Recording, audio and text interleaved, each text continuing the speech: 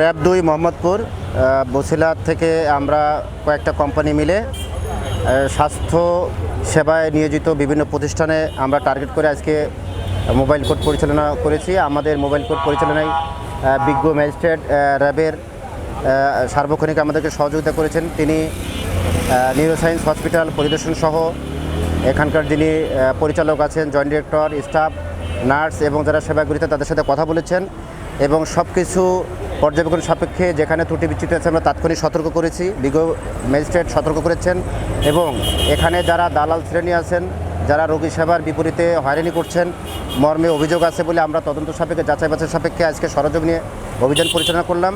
আমরা কয়েকজন ambulance target করেছি, তাদেরকে ধরতে পারিনি, কৌশলে তারা পালিয়ে গেছেন। আমরা দ্ব্যর্থহীন বলতে চাই যে যারা সেবার নামে হয়রানি করার জন্য, জনস্বাস্থ্য বিঘ্নিত করা এবং সেবা গ্রহীতাদেরকে হয়রানি করার জন্য এই যে অ্যাম্বুলেন্স সেবাটাকে জোর করে নেওয়ার জন্য চেষ্টা করেন, র্যাব সার্বক্ষণিকভাবে যেভাবে মানুষের সেবায় নিয়োজিত আছে, আমরা এই অপরাধের ক্ষেত্রে জিরো টলারেন্স নীতি গ্রহণ করেছি এবং এই অভিযানটা, ভ্রাম্যমাণ অভিযানটা অব্যাহত থাকবে।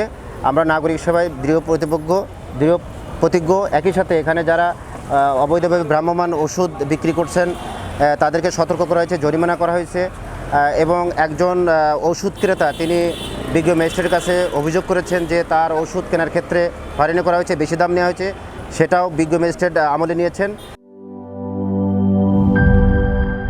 বান্ডেল থাকলে প্রতি সেনমানিতে টাকা বাঁচবে। বিকাশ সেনমানি বান্ডেল কিনে জিতুন প্রতি লেনদেনে।